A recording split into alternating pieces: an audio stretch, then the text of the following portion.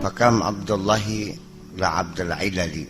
Betapa banyak orang fakun maka jadilah engkau Abdullahi, hambanya Allah, la Abdul Ilali, bukan hambanya kausa, bukan hamba illah.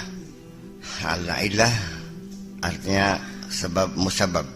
Wa kama kana laka rabban wala illatan, wa kama kana laka rabban wala illatan fakun abdan lahu wala illah. Fakama kana, seperti juga halnya kana ada, laka untuk kamu, rabban sebagai Tuhan, wala illatan dan sebagai, bukan tidak sebagai illah, sebagai alasan sebab. Fakun abdan lahu wala illah, jadilah engkau hambanya, jangan menjadi hambanya illah. Litakuna lahu kama kana laka, supaya engkau menjadi sesuatu yang sesuai dengan yang direncanakan. Hadza akhir bab as-salis wal 20. Ini bab yang ke-23. Jadi ini adalah hari ini kamu semua sudah selesai tahapan ke-23, sudah kelas 23 sekarang ya. Wis tamat tidak tinggi. Kelasnya kelas 23. Sedulur ya, Iya.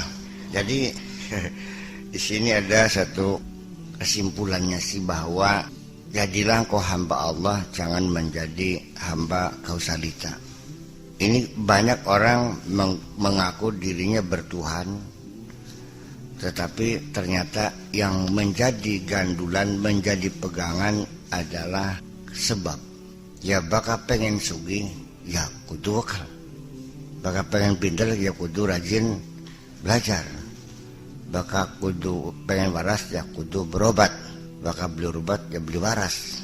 Bakal beli menggawe wakal, ya beli sugih. Bakal belajar, ya beli temenanan, ya beli pintar. Jadi yang menentukan pintar sugih waras siapa? Ya sebab. Paham ini? Kita tidak merasa bahwa sesungguhnya kita lebih banyak mempercayai kepada sebab akibat. Ketahuilah, sebab akibat diciptakan Allah dan ditetapkan sebagai hukum alam, memang ia berlaku umum, tetapi itu hanya aturan, sehingga jangan beranggapan bahwa Allah pun harus tunduk pada aturan itu. Ngerti betul mungkin ya? Paham beli? Jadi artinya dari satu sisi Tuhanmu itu siapa? Apa Allah yang maha kuasa atas segala sesuatu, yang tidak terikat dengan sabab musabab, yang apabila berkehendak tinggal berucap saja kun maka terjadilah? Ataukah Tuhan yang juga terikat dengan aturan-aturan yang dibuatnya sendiri itu? Nah di sini akhirnya kan ujung-ujungnya sampai nongol ucapan bakal langkar yang mamah sadar dia masih dia. Yang sebabnya asal pokoknya kita ngedul sawah 5 hektar kita ngedul sawah ngonjumbang masih dia. Dalam beli timbang kita masa daji orang-orang kok. Ya kan seperti itu. Anak wong kapan kelelep ditulung ki sampai aduh laman bletek tulung itu saya kok modern sembenganku. Jadi sesungguhnya siapa yang menyelamatkan dia itu? Iya, tapi diyakininya kan bukan Allah. Karena dengan sebab itu ya duduk kita bisa sugih semuanya kita ada wong tanine. Ya kepokok kengelan barang makan. Iya, awan jadi bengi-bengi jadi awan. Jam 3 bengi mangat nih sawang giring-giring banyu. Orang. Ya untung bakal meyakini saya disuruh Allah untuk menyelamatkan orang. Tetapi kan saya telah menyelamatkan kamu kan masalahnya. Nah ini satu hal yang perlu kita cermati. Jadilah engkau hamba Allah, jangan menjadi hambanya sebab. Sebab ini sepertinya menjadi Tuhan juga. Secara tidak sadar. Namun sira diparingi muka-muka. Tadi wong bener. Yang kamu sadari kita ke bisa sebenarnya oleh hidayah sing Gusti Allah, apakah gara-gara ngajinya pakai sakur? Nyungkitnya durung apa kini? Paham begini? Jadi artinya ketika kamu terjepit dalam satu kondisi, Katakan sajalah punya hutang yang sangat banyak dan tidak mampu membayarnya, sedangkan harus lunas. Yang terpikir pada diri kamu adalah mencari teman yang kira-kira siapa yang punya uang yang bisa nolong saya. Karena Allah bisa menolong saya pun harus ada orang yang bisa menolong saya. Iya beli gini. Yang terbayang kan mantu sing sugih, mertua, sedulur, ponakan sing sugih. Siapa yang bisa menolong saya ini? Jadi kapan kamu minta tolong kepada Allah? Ya enggak pernah sebenarnya mah. Ini ada dalam dirimu sendiri bahwa engkau tidak pernah minta pertolongan sama Allah. Sebab yang terpikir bagaimana caranya Allah menolong kamu kalau tidak melalui seseorang yang menolong saya. Jadi memaksakan Allah menolong saya tidak boleh langsung, harus melalui perantara, melalui sebab. Kamu berpikir begitu nggak sih sehari-hari? Ketika kita mendapat pertolongan dari orang menyelesaikan satu persoalan, awalnya iya, alhamdulillah, urusan peragat kabeh. Ya, awit kita kenal karo kubu bedula loh. Akhirnya saya mendapat kesempatan dan dia menolong saya menyelesaikan. Jujur saja, dalam hatimu ditolong oleh kubu bedula apa ditolong oleh Allah? Ya. Siapa yang berjasa tetap akhirnya bukan kepada Allah, kepada teman kita yang menolong itu. Satu bukti demikian, nggak usah dibohongi. Ketika engkau merasa terikat dengan kebaikan-kebaikan teman Anda itu, ya, sehingga ketika Anda diminta sesuatu selalu oke bos, siap. Aduh, kelingan yang kebagusannya. Seperti itu kan persoalannya. Ini kan sehari-hari. Bahwa yang ada dalam pikiranmu, dalam hatimu adalah ternyata teman-teman kamu yang banyak berbuat baik kepada kamu. Selama ini kamu tidak merasa mendapat kebaikan-kebaikan dari Allah. Bagian cang ngomong alhamdulillah gak? Ning ati ini mah kesuwun paku. Ya iya, ini iya. Selama ini engkau terikat atau merasa berhutang budi kepada orang lain dengan jasa-jasanya. Dan selama ini kamu tidak merasa berhutang budi kepada Allah kok. Buktinya dikongkon ning wong sing pernah nulung ni sira getak sih. Gagian santral gagian. Begitu dikongkon Gusti Allah kelakat. Saya ures semuanya biar paham. Bahwa sebetulnya siapa Tuhan yang ada di hatimu itu. Ya kan aja tersinggung ini ngomong saya ini kan. Secara realita kenyataan di dunia, orang yang paling banyak berbuat baik kepada kamu adalah orang tuamu, betul? Yang mengandung kamu, yang melahirkan kamu, yang ngurusin kamu, nyebokin kamu, bedongi, menyekolahkan, membiayai. Orang tua adalah yang sangat berjasa kepada kamu, ya kan? Nah, untuk itu Allah pun memberikan arahan kepada kita bahwa wabil walidaini ihsana, harus berbuat baik kepada orang tua sebagai tanda rasa syukurmu. Anishkurli wali walidaika, bersyukur padaku dan kepada orang tua yang telah kujadikan sebagai sebab yang merawat kamu. Ya kan begitu? Artinya bahwa pertama andiskurli wahnan ala wahnin wa fisaluhu fi amaini andiskurli wali walidaika ilayyal masir. Bersyukur kepadaku yang telah menampilkan kamu di bumi ini melalui kedua orang tuamu. Bersyukurnya kepadaku dan kepada kedua orang tuamu. Ya kan begitu? Selama ini kita merasakan hadir karena jasa orang tua. Dan kita kadang-kadang tidak mampu menembus hati kita bahwa yang merawat kamu adalah Allah juga.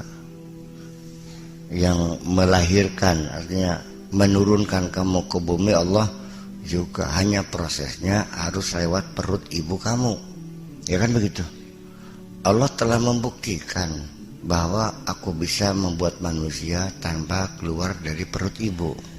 Ya kan begitu? Tanpa ibu, tanpa bapak. Dan aku pun bisa menciptakan manusia tanpa melalui proses harus ada bapak. Ya kan begitu?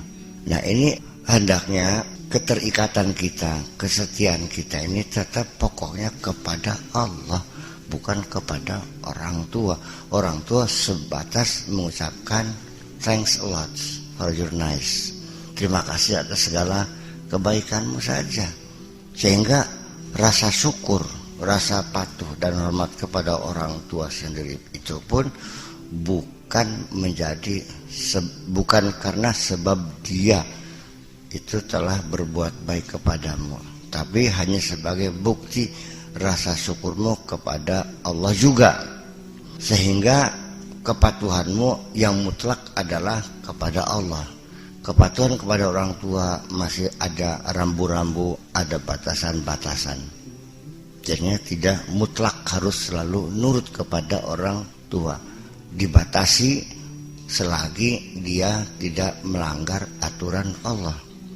Ketika dia melanggar, tidak usah taat kepada orang tuamu. Ini sudah bukti bahwa ketaatan kita bukan kepada orang tua, tapi kepada Allah. Sehingga ketika kita berbaik kepada orang tua, menghormati orang tua, adalah sebagai bukti rasa syukur kita kepada Allah. Maka bisa mikir gini. Dengan bukti ketika orang tuamu menyuruh kamu kepada satu kemusyrikan, maka jangan kau ikuti. Wa in jahadaka ala an tusyrika bima laysa laka bihi ilmun fala tuti'huma. Enggak usah diikutin. Tetapi selagi di dunia wasahibhuma fid dunya ma'rufa, tetap di dunia mah ya orang tua harus kita hormati. Itu saja persoalannya. Tidak seperih apapun yang terjadi pada diri kita, alhamdulillah sampai sekarang orang tua saya tidak mengajak kemusyrikan, orang tua saya tidak mengajak kejahatan, orang tua saya selalu mengajaknya kepada kebaikan-kebaikan. Tetapi Nabi Ibrahim, bapaknya kan tukang bikin tempekung, dan dia kan menghalang-halang Ibrahim. Iya kan? Nabi Ibrahim durhaka nggak sama orang tua? Tidak juga. Ya, sekalipun secara bermasyarakat ya harus terpaksa putus hubungan. Iya, goodbye forever. Ya, selamat tinggal bapakku. Tetapi sekalipun demikian, dalam hati sanubarinya Nabi Ibrahim masih tetap saja mendoakan orang tuanya. Salamun alaika sa'astaghfiru laka innahu kana bi hafiyya. Ya, salamun alaik, selamat tinggal Pak. Ya wis, terangkan ya baik. Selamat tinggal. Tetapi saya tetap mendoakan Bapak. Saya astaghfiru laka Rabbi, saya minta ampun kepada Allah untuk Bapak. Innahu kana bi hafiyya, karena Allah sangat baik sekali kepadaku. Tetap kudoakan. Paham begini? Ya, enggak usah mencaci maki, ya sudah selesai. Ya wis Pak, bagaimana kita lunga. Punten kusuwun. Dan kita doakan, ya Allah, berilah ayahku itu hidayah supaya menjadi orang yang benar. Kan gitu. Ini bagaimanapun kita terharu ya kepada Nabi Ibrahim, dia mesti berpisah dengan bapaknya. Ya kan begitu persoalannya. Nah, jadi intinya mah kita jangan terikat dengan kebaikan-kebaikan siapapun. Tetap itu adalah kebaikan dari Allah, hanya melalui seseorang. Seseorang itu kita posisikan bukan sebagai agen yang berbuat baik, tapi hanya sebagai perantara saja melalui dia. Kalau tidak melalui dia pun, Allah ketika menolong kita akan sampai. Sekalipun tidak melalui siapapun, Allah bisa langsung menolong kita. Ya, artinya bahwa kita menyadari, dan ada satu bukti lagi. Ketika kita masih selalu terikat dengan kebaikan-kebaikan orang, ya kan begitu? Dan kita secara sadar bahwa orang itu telah banyak berbuat baik kepada saya. Dan dalam pikiran kita tidak pernah merasa mendapat kebaikan Allah. Karena kita tidak pernah merasakan dapat kebaikan Allah, tidak merasa diberi rezeki Allah, tidak merasa diberi pangkat oleh Allah, tidak merasa diberi segala macam, maka ujung-ujungnya tetap karena kita tidak mengakui kebaikan Allah, maka dalam segala hal apapun siraku masih hitung ijir baik karo Gusti Allah. Setiap Allah memerintahkan kamu mengerjakan sesuatu, melaksanakan perintahnya, di penghujungnya selalu menuntut upah kepada Allah. Kita dibayar pirang konek. Dengarkan baik-baik. Kenapa kita kepada orang tua disuruh mengantarkan surat, disuruh mencuci pakaian, disuruh mengantar masakan ke sawah? Kita tidak mungkin dan tidak layak ketika apapun yang diberi orang tua kita minta, berapa Anda akan membayar saya? Mungkinkah anak kepada orang tua bilang begitu? Nang tolong gaika sawah kasukut belulu. Oh ya senggah. Dibayar pira kita nih? Ditampak beli anak mau nunggu. Ditampak beli. Nang tolong gak momongan adik melas kah? Jika adu sana, iya kan gitu. Pira bayarannya? Iya. Dan kita tidak layak meminta upah kepada orang tua. Apa dasarnya? Karena kebaikan orang tua. Betul? Pantas beli nih wong tua sing melocot di sira sing cilik mulak. Tulen tokon bayaran. Iya kan? Itu adalah kita kepada Allah ya berani menuntut ganjaran, berani menuntut upah. Apa yang engkau berikan kepadaku ketika aku berbuat baik? Logduk tak belikin. Jadi wong sing bakal kandane ganjaran bahkan logduk belikin. Ya kita harus, persoalan Allah bercerita pahala itu adalah kewenangan Dia, kekuasaan Dia untuk memotivasi kita supaya kita terdorong untuk berbuat baik. Tetapi setelah kita dewasa, ya sudah dong. Setelah kita dewasa mah ya sudah, kita jangan selalu berorientasi kepada imbalan-imbalan itu. Sekarang kita ingat nggak dulu ketika disuruh sekolah, diiming-imingi dengan uang jajan kan? Sekolah harus rajin, kalau lulus nanti dibelikan sepeda. Masih ingat? Itu kenapa orang tua mendidik kita dengan imbalan-imbalan ketika kita masih kecil?